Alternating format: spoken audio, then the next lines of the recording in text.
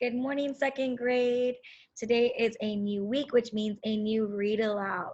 So this week's read aloud is on the story Goal. This story is on page 150. So I'm going to give you a few seconds to open up your books. So go to page 150 with me. 150. Okay. So this story is called Goal, and it is by Sean Taylor. And the photographs are by Sarah Vilela.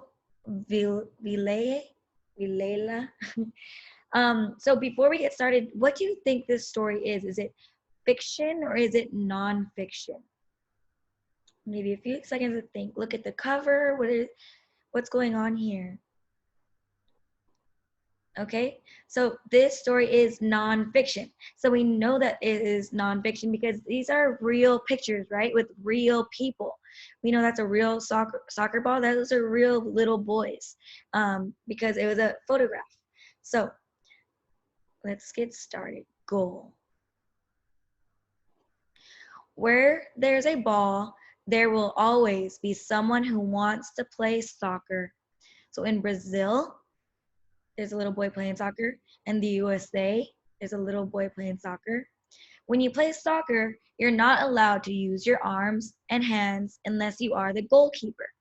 But you can use the rest of your body, your feet, your legs, your hips, your chest, and your head.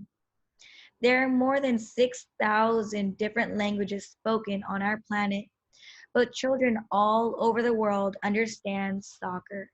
In some sports, teams can score up to 100 points in a game. In a soccer game, you don't get many goals. Sometimes you don't get any at all. You have to be patient. So when you use a goal, when a goal comes, it's special. So these are little boys from Spain. In England, when the ball comes your way, you might feel excited, you might feel calm, you might even feel a bit scared. Playing soccer teaches you lots of things: how to be quick, how to be clever, how to see what's going on around you, and how to be brave. You can play soccer almost anywhere: in a garden, down an alley, on a playground, in a park, or even on a beach. You don't need to buy anything to play soccer. You can make goalposts with 2 stones, 2 sticks, or 2 shirts. If you don't have a real soccer ball, you can make one with rolled up socks, newspaper, and string, or even an orange in a plastic bag. So this is in Jordan. Some people invent machines, some people invent medicines, and some people invent tricks with soccer balls. Ooh, who has ever done a trick with a soccer ball? When you trick a defender by pretending to go one way and then send the player after an imaginary ball, it's called a step over. When you throw yourself in the air and kick the ball over your head, it's called a bicycle kick. So I see this little boy's hitting it on his knees. So this is from little boys in Iran and Pakistan. Every soccer game is like a story. It's full of characters, emotions, and drama, and no one knows how it will end until the final whistle blows. There's nothing quite like the excitement before you start a game of soccer. Anything can happen. At the end of the game, you may have won or you may have lost, but you can lose a game and still play your very best. And that is a kind of winning. Soccer is not about showing off how well you can play. It's about showing how well you can play for your team. The best players don't worry about being the stars of their teams. They want their teams to be the stars. In China, the ball doesn't care if you're big or small. It doesn't care what your religion is, what your race is, or where you come from.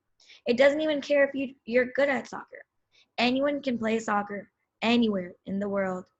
You can have fun playing soccer with just one friend or even on your own. So in New Zealand, no other sport brings people together like soccer. No other sport is played by so many people in so many different countries. When you're playing soccer, there will always be someone else playing somewhere in the world. So it says soccer around the world. Soccer is played all over the world and in most other countries except Canada and the USA. It is called football. Here are the countries mentioned in this book and the year each country's first national soccer team was founded. So these are all the different places where soccer was made. Where do you think we are on this map? If you're looking at this map, where are we? If you said the USA, you're right. So we're from the USA. We're actually from Texas. So we are about right there where my arrow is. So good job if you guessed USA. And that's it. So I hope you like this story, guys. After you do the read aloud, make sure you go to the reading assignment for Monday and get started on that writing. Have a good week.